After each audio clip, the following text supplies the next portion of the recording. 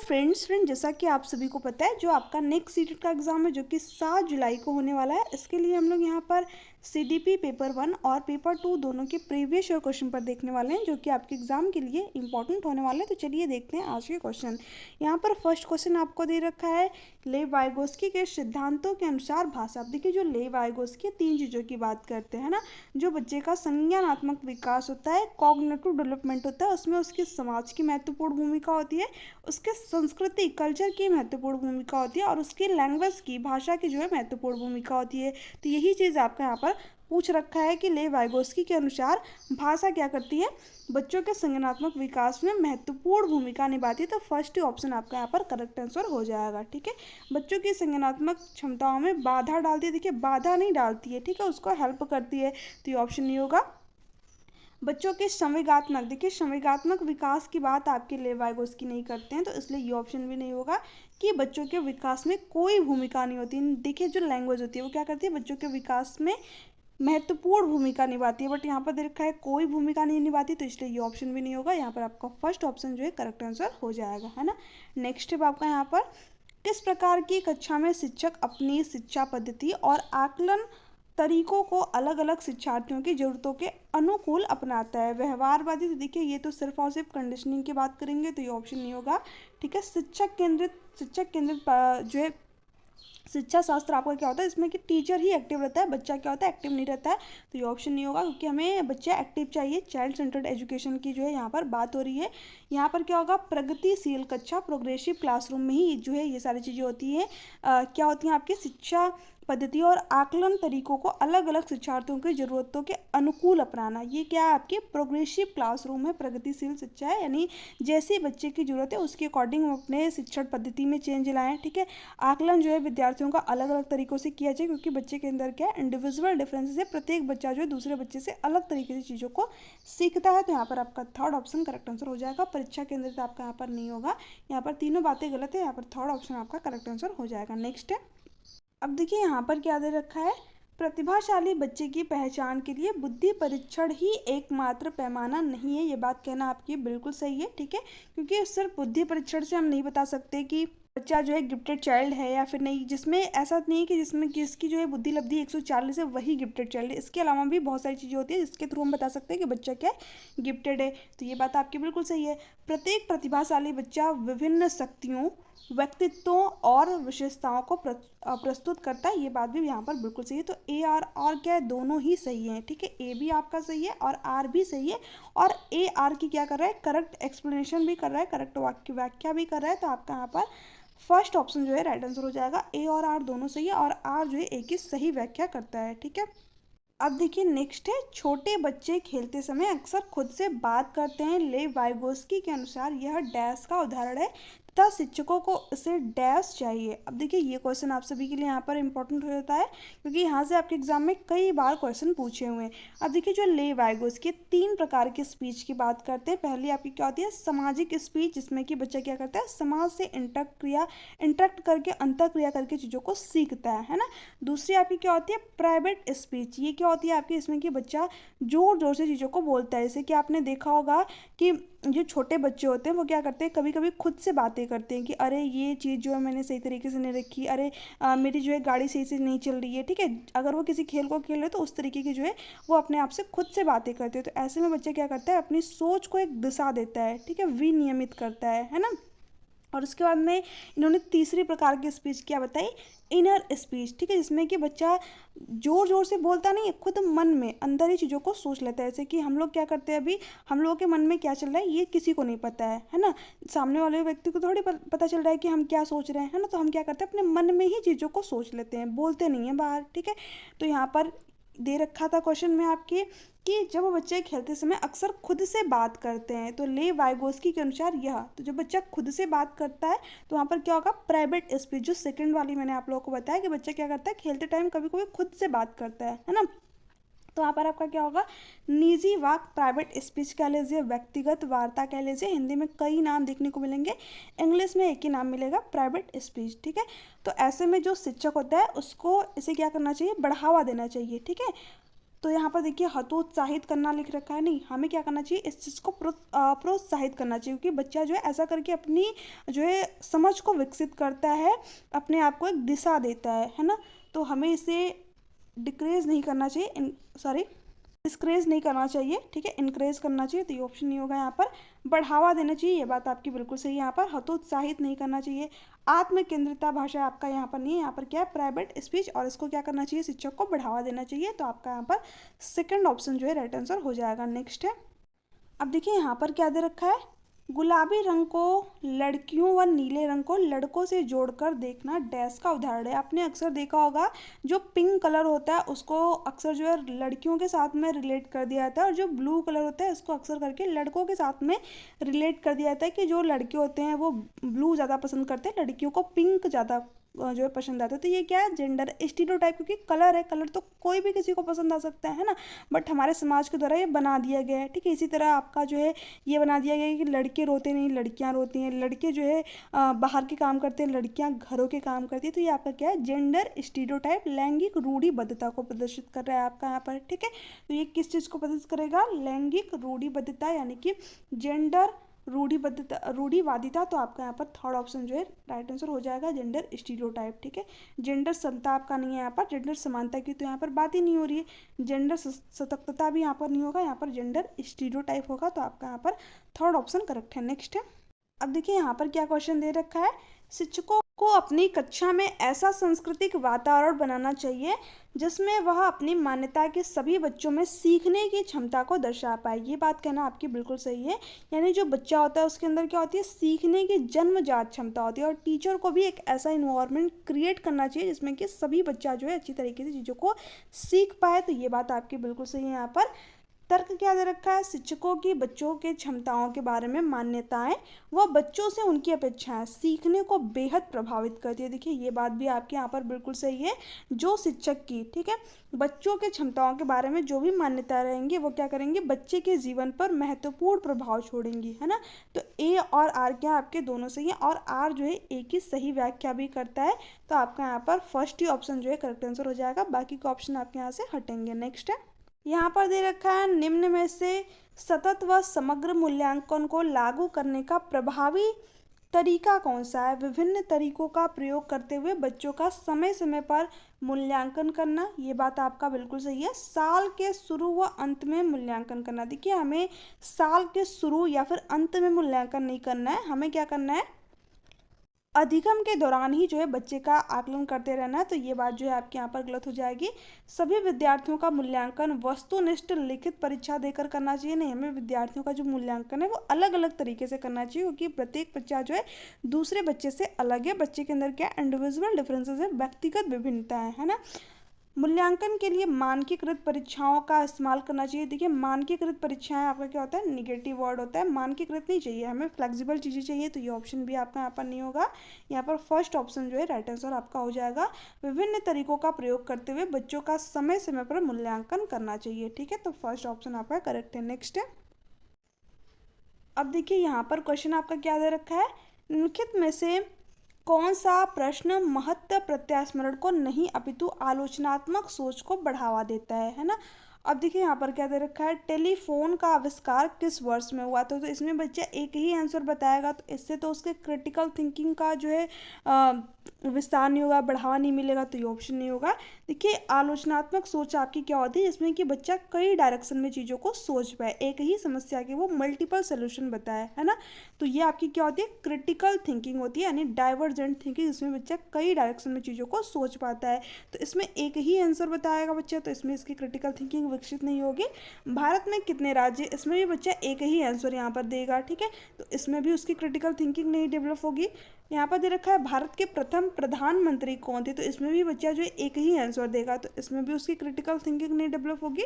यहाँ पर क्या होगा आपका, जेंडर रूढ़िवादिता को चुनौती देने के लिए क्या विभिन्न तरीके हो सकते हैं। अभी मैंने आप लोगों को बताया कि क्रिटिकल थिंकिंग का संबंध किससे होता है कि बच्चा अलग अलग डायरेक्शन में चीज़ों को सोच पाए, यानी एक ही चीज़ को कई तरीके से, विभिन्न तरीके से जो है सोच पाए। तो जब भी आपको क्रिटिकल थिंकिंग से रिलेट करके क्वेश्चन पूछे, आप उस ऑप्शन को जो है ढूंढिए वहाँ पर जिसमें कि विभिन्न तरीकों की बात हो रही है। तो यहाँ पर आपका फोर्थ ऑप्शन जो है राइट आंसर हो जाएगा। इसमें जो है बच्चा अलग अलग तरीके से जो है चीज़ों को बताएगा, तो फोर्थ ऑप्शन आपका करेक्ट है। ठीक है, नेक्स्ट है, एक समावेशी कक्षा के संदर्भ में कौन सा कथन सही है? विद्यालय पाठ्यचर्या तथा अन्य गतिविधियों में लड़कियों व अन्य वंचित समूह के बच्चों सहभागिता को प्रतिबंधित रखा जाता है। देखिए, जो आपकी इंक्लूसिव क्लासरूम है, ये किसकी बात करती है? सभी प्रकार के बच्चों को इंक्लूड करने की बात करती है, समाहित करने की बात करती है ना। चाहे बच्चा जो है किसी भी पृष्ठभूमि से आए, वंचित पृष्ठभूमि से, या फिर जो है दृष्टि बाधित है, या फिर श्रवण बाधित है, हम सभी प्रकार के बच्चों को क्या करेंगे? समाहित करके एजुकेशन प्रोवाइड करेंगे। ठीक है, और कैसी एजुकेशन? As per need. ठीक है, जैसे बच्चे की ज़रूरत है उसके अकॉर्डिंग उसको चीज़ें प्रोवाइड करेंगे। ठीक है, उसके अकॉर्डिंग जो है हम अपनी शिक्षण विधियों में चेंज लाएंगे। जैसे कि फॉर एग्जांपल अगर एक बच्चा जो दृष्टि बाधित है तो हम उसके लिए क्या करेंगे? जो स्पर्श करने वाली चीज़ें है वो यहाँ पर उसको प्रोवाइड करेंगे, जैसे कि ब्रेल लिपि आपका हो गया। ठीक है, इसी तरह अगर एक श्रवण बाधित छात्र, उसको सुनने में प्रॉब्लम है, तो उसके सामने चित्रात्मक चीज़ें जो है प्रस्तुत करेंगे, है ना।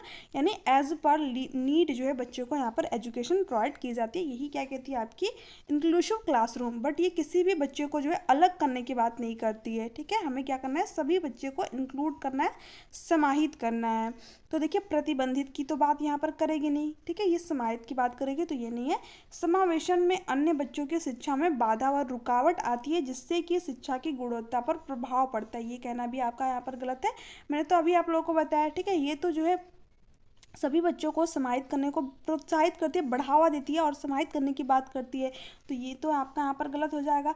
समावेशन के दौरान सभी बच्चों को उनकी पृष्ठभूमि व क्षमताओं में विभिन्नता होते हुए विद्यालय में संबोधित किया जाता है। यही बात क्या कहती है? आपकी इंक्लूसिव एजुकेशन कहती है, क्योंकि प्रत्येक बच्चे के अंदर विभिन्नता है ना। एक तो इंडिविजुअल डिफरेंसेस है, व्यक्तिगत विभिन्नता है, साथ ही साथ बच्चा जो अलग अलग समाज से हो सकता है, अलग अलग जो उसकी संस्कृति हो सकती है, अलग अलग जो है उसकी भाषा हो सकती है। तो हमें क्या करना है? इंक्लूड करना है, समाहित करना है और एज पर नीड बच्चों को एजुकेशन यहाँ पर प्रोवाइड करनी है। तो थर्ड ऑप्शन आपका करेक्ट है। समावेशन केवल विकलांगता से जूझते नहीं, हमें सभी बच्चों को जो है इंक्लूड करना है, केवल विकलांगता से जूझते बच्चों को नहीं। तो ये ऑप्शन भी नहीं होगा आपका यहाँ पर, थर्ड ऑप्शन करेक्ट आंसर हो जाएगा। नेक्स्ट है आपका यहाँ पर, एक शिक्षिका वंचित समूह से आने वाले बच्चों का सफलतापूर्वक समायोजन किस तरह कर सकती है? ठीक है, अब समायोजन का मतलब आपका यहाँ पर क्या हो गया? फिर से समाहित करने की बात यहाँ पर हो रही है। उनके लिए अलग शंकाएं बनाकर, अभी मैंने आप लोगों को बताया था कि हमें क्या करना है? सभी बच्चों को इंक्लूड करना है, अलग जो है शंकाएं नहीं बनाना है, अलग थलग बच्चों को नहीं करना है, तो ये गलत। उनके लिए घर पर ट्यूशन लेना अनिवार्य कर ये भी गलत हो जाएगा आपका, ट्यूशन नहीं देना है बच्चों को। ठीक है, उनके सामाजिक व सांस्कृतिक परिवेश की उपेक्षा करके, देखिए हमें उनके सामाजिक और सांस्कृतिक परिवेश को क्या देना है? महत्व देना है, उनकी उपेक्षा नहीं करनी है। तो ये ऑप्शन भी नहीं होगा आपका यहाँ पर।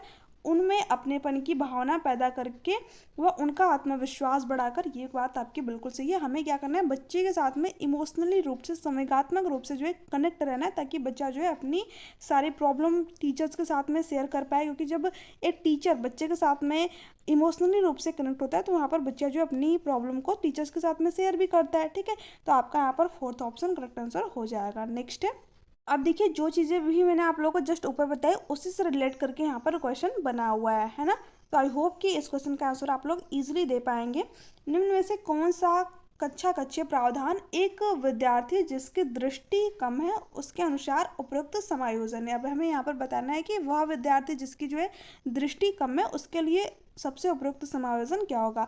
प्रकाश के साथ आवर्धक लेंस का प्रावधान करना, ये बात बिल्कुल सही है। जब बच्चे को जो है देखने में प्रॉब्लम है तो हम क्या करेंगे? उसके लिए आवर्धक लेंस का प्रावधान करेंगे, इससे कि उसको देखने में हेल्प मिलेगी। तो ये तो आपका सही दे रखा है। ठीक है, तो फर्स्ट तो आपका यहाँ पर होगा। उसके अंदर क्या है? ब्लैक बोर्ड के कार्य को मौखिक व्याख्यान द्वारा परिशिष्ट करना, ये भी बात आपकी सही है। जब बच्चे जो है चीज़ों को नहीं देख पा रहे तो ऐसे में अगर हम जो है उसको चीज़ें मौखिक रूप से बता दें, उसकी व्याख्या कर दें, तो बच्चा क्या करेगा? अच्छी तरीके से चीज़ों को समझ पाएगा, क्योंकि बच्चा क्या दृष्टि बाधित है ना, वो सुन तो पाएगा है। तो ये ऑप्शन भी आपका यहाँ पर सही है। बहुत से दृश्यिक प्रस्तुतिकरण देना, ये कहना आपका यहाँ पर बिल्कुल गलत हो जाएगा। जब बच्चा देख ही नहीं पा रहा है तो हम उसके सामने कैसा भी दृश्य जो है प्रस्तुत कर देंगे तो उससे जो है कोई मतलब नहीं होगा आपका यहाँ पर, ठीक है, क्योंकि बच्चा देख ही नहीं पा रहा है, दृष्टि बाधित है, तो थर्ड तो आपका यहाँ पर नहीं होगा, तो थर्ड ऑप्शन यहाँ पर नहीं होगा आपका, और जिसमें भी थर्ड आपका दे रखा है वो ऑप्शन आपका यहाँ पर नहीं होगा, ठीक है।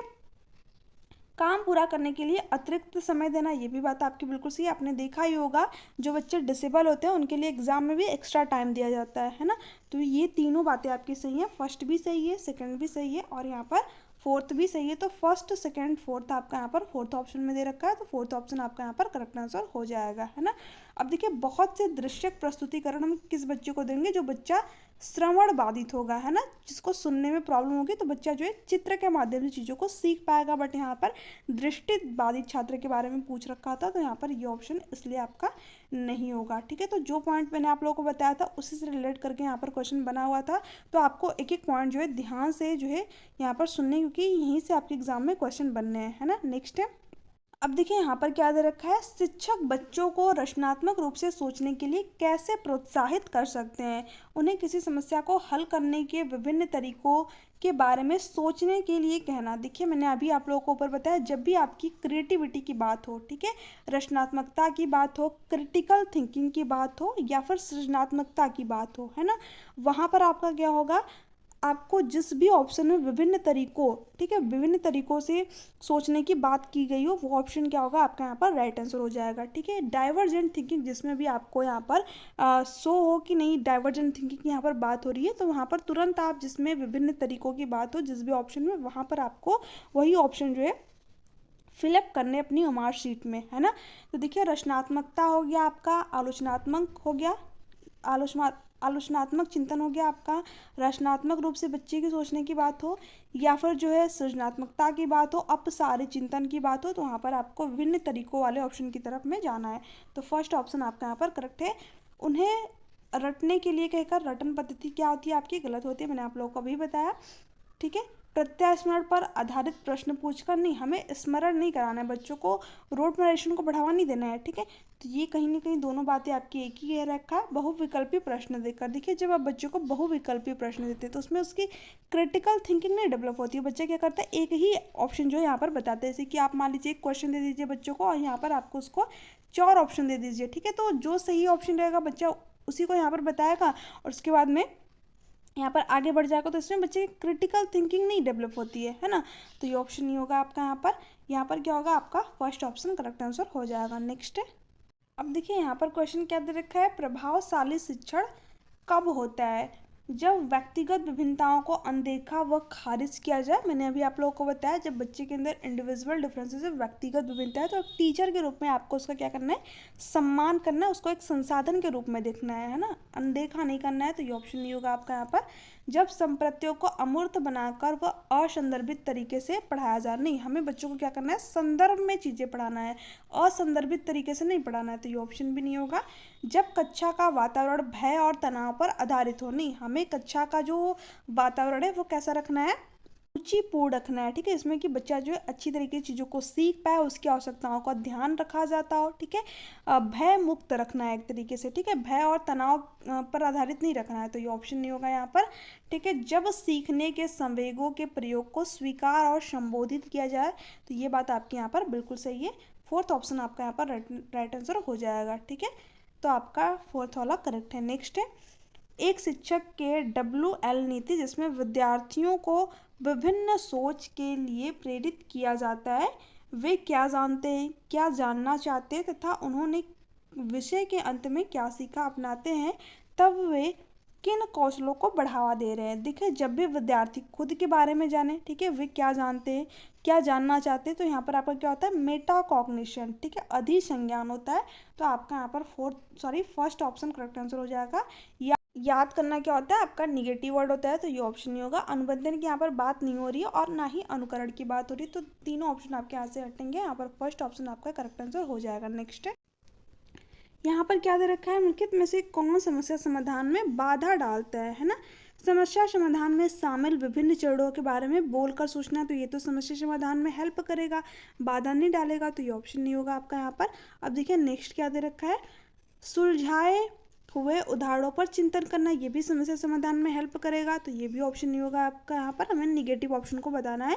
समस्या का प्रतिनिधित्व करने के एक तरीके पर अटक जाना, जब आप एक ही तरीके से जो है समस्या को सॉल्व करते तो हो सकता है समस्या सॉल्व हो या फिर नहीं हो, तो ये क्या करेगी, समस्या समाधान में बाधा डालेगी। तो यहाँ पर थर्ड ऑप्शन जो है करेक्ट आंसर हो जाएगा।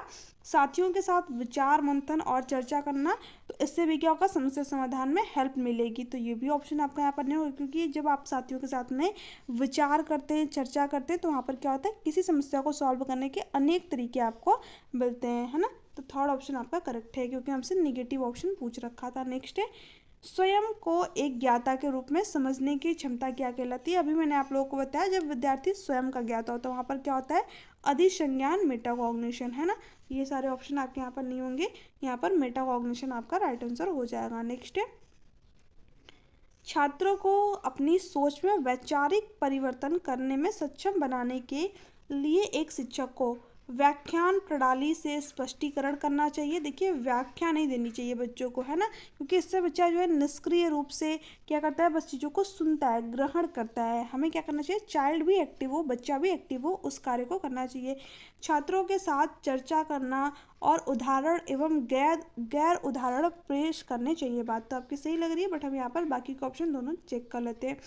बच्चों को उनकी सोच बदलने के लिए पुरस्कार प्रदान करना चाहिए। देखिए, जब भी पुरस्कार की बात हो, है ना, तो ऑप्शन क्या होगा आपका, गलत होगा। हमें बच्चों को पुरस्कार या फिर दंड नहीं देना है, क्योंकि बच्चे या तो दंड से बचने के लिए किसी कार्य को करेगा, या तो पुरस्कार को जीतने के लिए किसी कार्य को करेगा, है ना। तो यहाँ पर ये ऑप्शन नहीं होगा आपका। यहाँ पर बच्चों को खुद से सोचने के लिए हतोत्साहित, देखिए हतोत्साहित दे रखा है यहाँ पर, तो ये ऑप्शन भी नहीं होगा। हमें क्या करना चाहिए, बच्चों को खुद से सोचने के लिए प्रोत्साहित करना चाहिए, है ना। तो तीनों बातें आपके यहाँ पर गलत है। यहाँ पर सेकंड ऑप्शन करेक्ट है, छात्रों के साथ में चर्चा करनी चाहिए, उदाहरण और गैर उदाहरण जो उनके सामने पेश करना चाहिए, तो सेकंड ऑप्शन करेक्ट है। नेक्स्ट है, महारत उन्मुख शिक्षार्थियों की विशेषता है कि उनमें विफलता का डैश डर और क्षमता का डैश दृष्टिकोण होता है। अब देखिए, जो महारत उन्मुख शिक्षार्थी होते हैं वो कौन होते हैं, जैसे कि जो महारत उन्मुख शिक्षार्थी होते हैं उनका क्या होता है, सीखने पर फोकस होता है। ठीक है, वो इस चीज़ से नहीं डरते कि हम एग्जाम में फेल होंगे, पास होंगे। ठीक है, उनका सिर्फ और सिर्फ सीखने पर फोकस होता है। ठीक है, जैसे कि आपने एक मूवी देखी होगी 3 इडियट्स, है ना, उसमें जो आमिर खान होते हैं उनका किस पे फोकस था, सीखने पर फोकस था। उनको ये डर नहीं था कि वो पास होंगे, फेल होंगे। ठीक है, उनका बस सीखने पर फोकस था, है ना। तो यही कैसे छात्र होते हैं आपके, महारत उन्मुख शिक्षार्थी होते हैं। ठीक है, उस मूवी में जो आमिर खान थे वो क्या थे, महारत उन्मुख शिक्षार्थी थे, जिनका क्या सिर्फ और सिर्फ सीखने पर फोकस था, है ना। तो इनमें क्या होता है, विफलता का कम भय होता है। ठीक है, विफलता का क्या होता है, कम भय होता है। डर और क्षमता का वृद्धिशील नहीं होता है, स्थिर दृष्टिकोण होता है ना। यानी डर और क्षमता का क्या होता है, स्थिर दृष्टिकोण होता है, और विफलता का कम भय होता है, क्योंकि इनका जो फोकस होता है वो सीखने पर होता है। तो सेकंड ऑप्शन आपका यहाँ पर करेक्ट हो जाएगा, बाकी के ऑप्शन आपके यहाँ से हटेंगे, है ना। नेक्स्ट है, अब देखिए यहाँ पर क्या दे रखा है आपका, एक शिक्षक विद्यालय में विभिन्न सांस्कृतिक कार्यक्रमों का आयोजन करता है जिनमें भारत के विभिन्न त्योहारों तथा परंपराओं को प्रदर्शित किया जाता है। कार्यक्रम आयोजन के क्या उद्देश्य होने चाहिए, सहयोगात्मक अधिगम को बढ़ावा देना, ये बात बिल्कुल सही है। जब बच्चा जो है अलग अलग कार्यक्रम में भाग लेता है, अलग अलग सांस्कृतिक कार्यक्रमों के बारे में जानता है, तो उससे क्या होता है, सहयोगात्मक अधिगम कहीं ना कहीं इंक्रेज होता है, उसको बढ़ावा मिलता है। तो ये ऑप्शन जो है आपका करेक्ट हो जाएगा।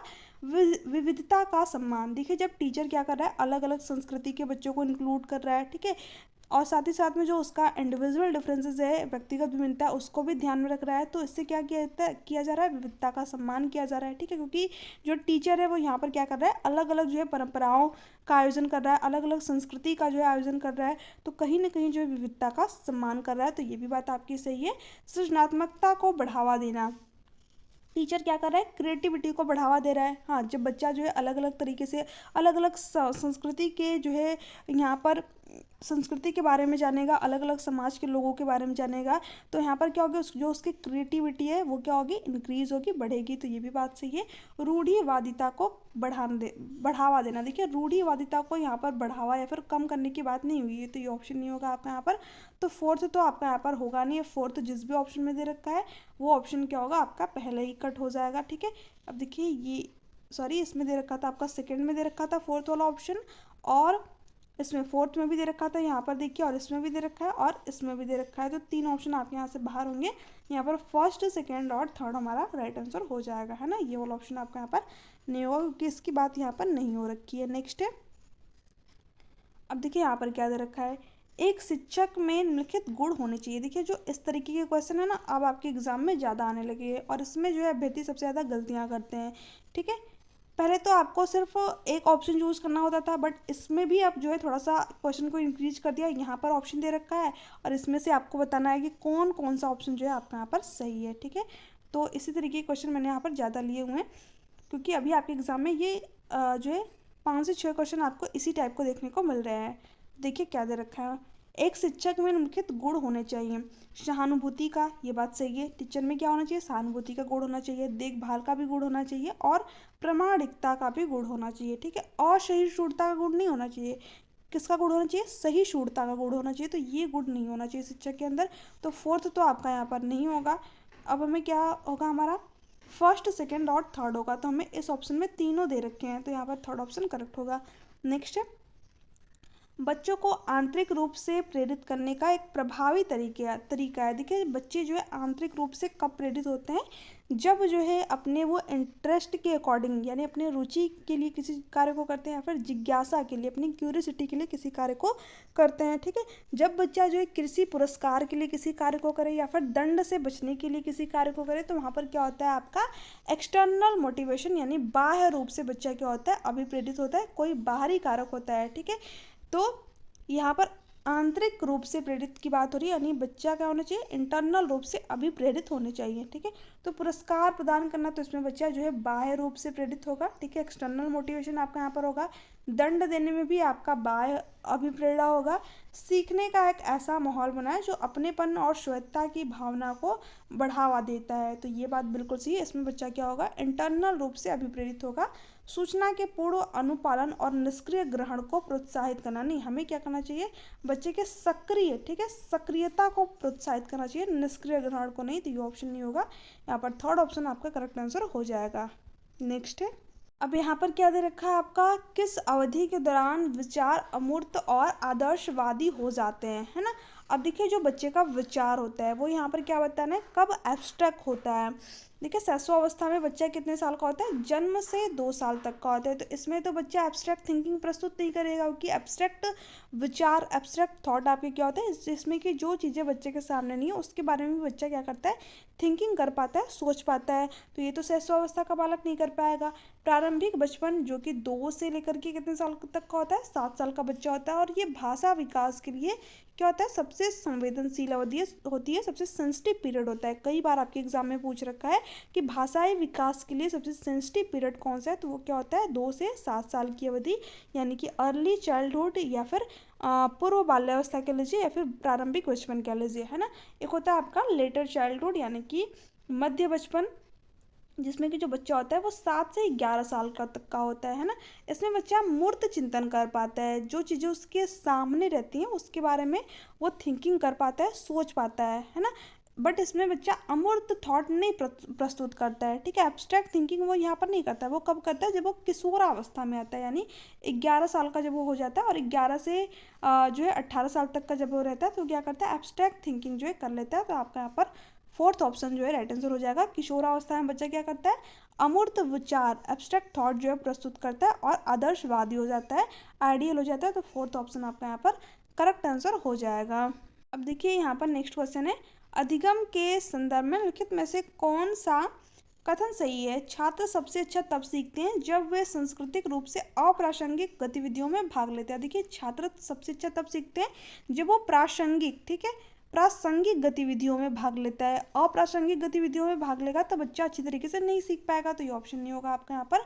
सार्थक गतिविधियों में भाग लेने पर छात्र सबसे अच्छा सीखते हैं, ये बात आपकी बिल्कुल सही है। जब बच्चा सार्थक गतिविधियों में भाग लेता है तो वो क्या करता है, अच्छी तरीके से चीज़ों को सीख पाता है। छात्र सबसे कम तब सीखते हैं जब वे सांस्कृतिक रूप से प्रासंगिक गतिविधियों में भाग लेते हैं। अभी मैंने आप लोगों को बताया, जब छात्र प्रासंगिक गतिविधियों में भाग लेता है तो वो क्या करता है, बेहतर तरीके से चीज़ों को सीख पाता है।